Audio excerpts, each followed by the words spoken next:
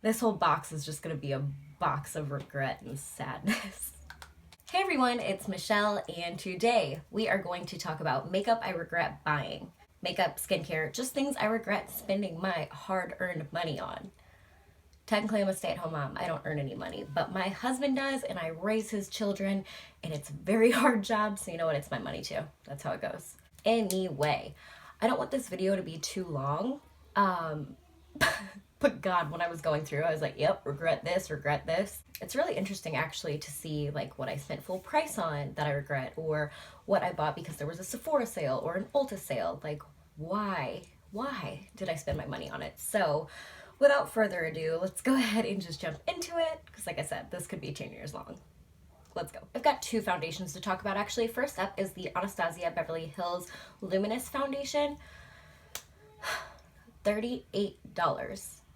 This I paid full price for. There was not a sale going on. I ran to Ulta when it came out and I bought it in store, which I usually shop online, so that's a big deal for me. I was so excited for this one. I love hydrating, luminous, more natural finishes, and this sounded right up my alley. However, the first time I tried it, I actually liked it, but I didn't wear it for like a full day. It went on nice. The more I started to use this though, one, it breaks up really bad around my mouth and my forehead area.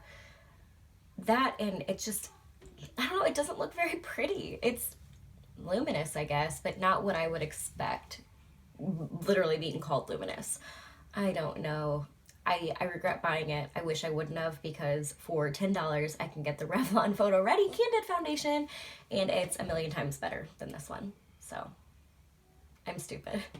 The other foundation that I regret buying is the Fenty Beauty Hydrating Foundation. Again, I love Lumi. I love hydrating. This should have been perfect for me because I hated their Pro Matte, whatever, their first foundation. And this one broke up like just as bad. It's supposed to be hydrating. It looked like garbage on my nose. I think I did a 2-day wear test on this on my channel. I can link it below if I remember. I'm really bad about that. Anyway, and it was shit both times. Anytime I've worn this, it's awful. It was $35. I actually bought this during, there was some Sephora sale going on. Was it just like a VIB? I don't know. It was like one of their VIB celebration sales that they just kind of threw in there randomly. So I did get it for 20% off, but even then, not worth it. I am happy that there's a nice high-end foundation at a $35 price range. Like, don't get me wrong, that's great, but this ain't it. It breaks up terrible. The finish isn't that pretty. It doesn't last very long on my skin, period.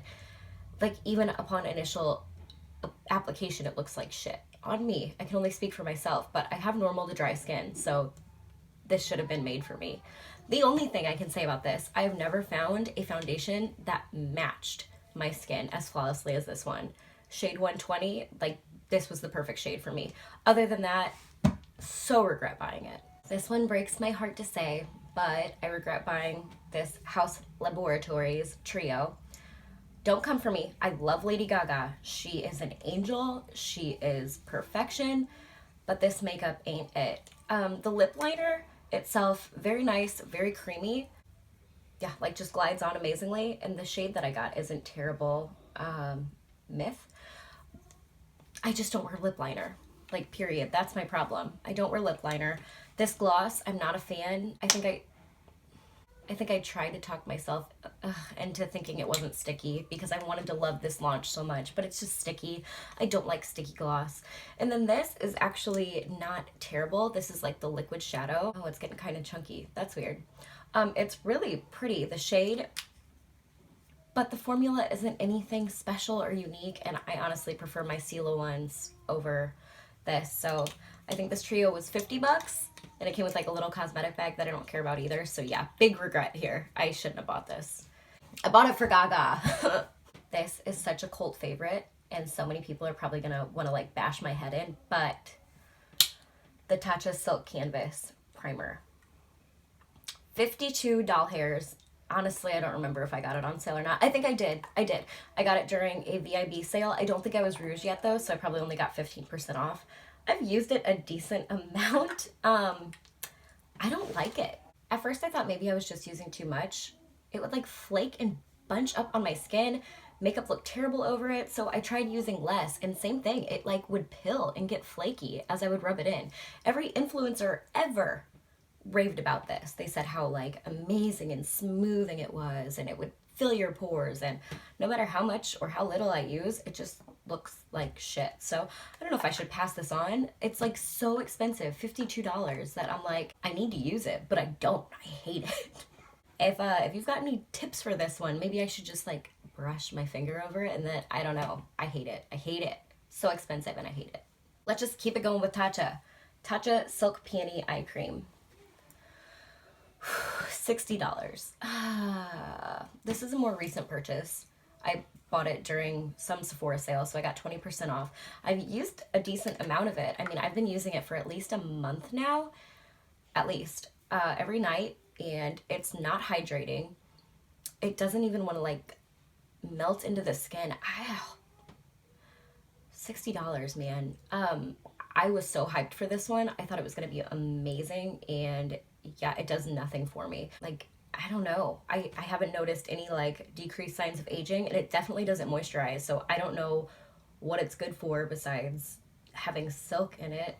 I'm lost on this one. So again, I'm gonna keep using it because I paid $60 for it, but well, 60 minus 20%, you do the math. But yeah, so not worth it. Such a big regret. And I've got so much to go through. Okay, so the ColourPop Disney Villains collection. I got 2 of these Super Shock highlighters, Maleficent and Cruella, Mistress of All Evil, you idiots, you fools, you imbeciles. And while they are pretty, let me swatch them for you.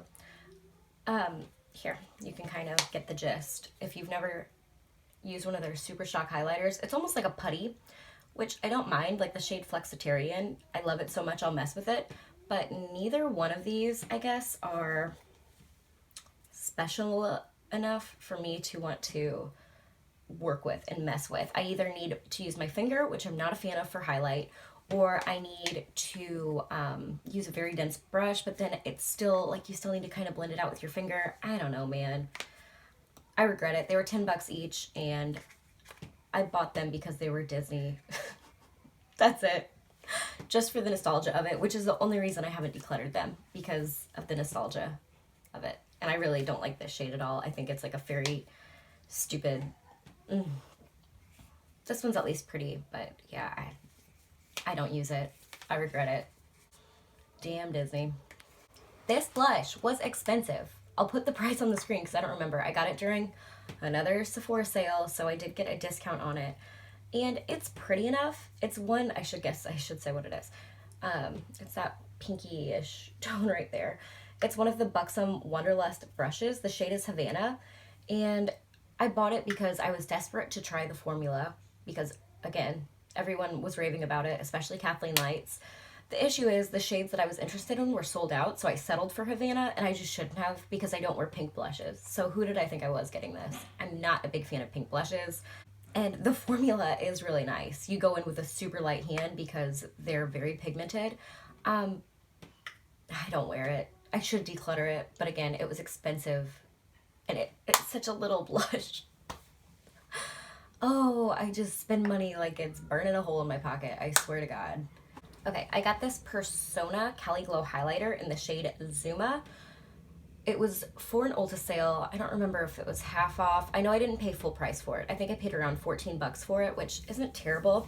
Let me swatch it for you and you'll see my problem. The formula is beautiful. It's so high shine. But do you see the problem? I'm the shade of paper and this is the shade of like a beautiful copper penny. It's just too dark for me and I want it to work so bad, and no matter how light of a hand, oh God, I forgot I was wearing red eyeshadow.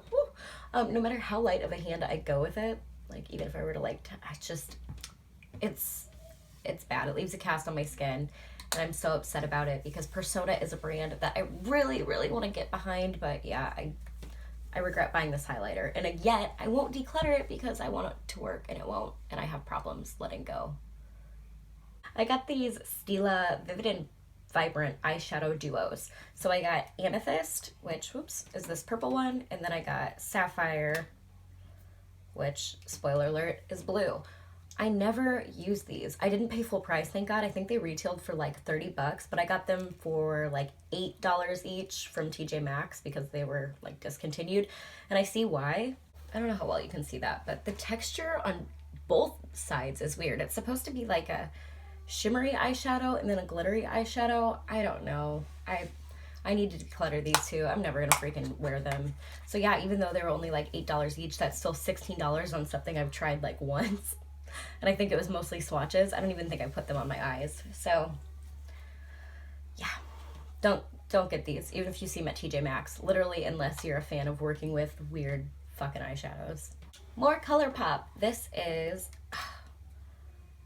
another blush. It's one of the Kathleen Lights blushes. I think the shade is My Sun and My Stars.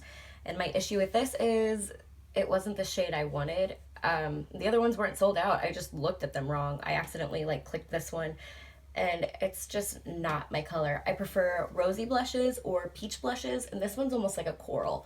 It's not for me, so I never reach for it. And again, I should declutter it, but I haven't yet. Maybe when I do my next blush declutter, this one's gonna go because I'm never gonna wear it. This is one of the Hourglass Mini Ambient Incandescent Strobe Light Powders. I've tried to use this, I really have, and I just don't understand what the fuck it's for. At first I thought it was like a little setting powder, but no, because it like has a strobe light effect. The fuck do I put this? But it's also not like nice enough to be a highlighter on me. I really don't know. I regret buying it. I think it was only like 20 only for this small little thing, maybe 20 bucks. Yeah, I bought into the hype of these and it's why? I don't know. Expensive for no reason, pretty much. All right, this is the Estee Lauder Double Wear Concealer. I bought this because I love the foundation so much. The Double Wear foundation from Estee Lauder is hands down in my top 3 favorite foundations. That's a foundation I know that if I'm going out that night and I want to look good all night, I'm going to put that foundation on and it's not going to budge. Like, it's good. So I bought the Double Wear Concealer thinking, okay, the concealer has to be just as good, right? Wrong. This is the lightest shade and it's like so yellow. It's not, it's a no for me. Yeah, 1N, extra light, neutral undertone. Bullshit. That is a yellow undertone if I've ever seen one. And it's just too dark. It's too dark for even like, if I color correct, then I want to go on with concealer. Like on top of it, it's just so yellow on my pink skin. So this was a big regret, and I know I got it half off. I think it was like $14 from Ulta. That's why I bought it. Yeah, just not worth it at all. Not a good, like the formula, I tried it under my eyes and I didn't even like it for that. So even if it was like a good shade, I don't like the formula either. So yeah, regret. Last but not least, you guys haven't seen these in a while. The Jaclyn Hill lipsticks. Yes, I was refunded. I spent, what was it, like 50 bucks on this trio? Here's the thing, I regret it, not because I lost money on it. I did get money back, but I fell in love with the formula. Like when I used these, they were some of the creamiest, smoothest lipsticks I had ever used. Oh my gosh. And while I didn't find hair or gross shit in mine, like a lot of people, let me pull these up so you can see. And no, this isn't like drama. I'm not trying to like stir shit up because who really cares anymore. This one's not so bad. This is the shade Obsessed. Basically, I loved all 3 colors so much, and I have found some dupes for Obsessed. I've found, I think, like 1 dupe in my collection for Amazeballs. Do you see how it's getting kind of like scratchy now? It wasn't like that the first time I wore it on my lips, but of course, all this shit came out and I stopped wearing it on my lips, but I was swatching it on my hand to find dupes within my collection. This shade here, Nude AF, I still have not found a dupe for. If you know a dupe for Nude AF, and no ColourPop butter is not close, but no cigar, this is the most beautiful nude on me. And it looks like I've worn it a lot, but seriously, I've just swatched it so much. But like, I don't know, look at how fucking nasty it looks now. It just like, there's seriously grit in it. I don't know, man. I'm just so bummed.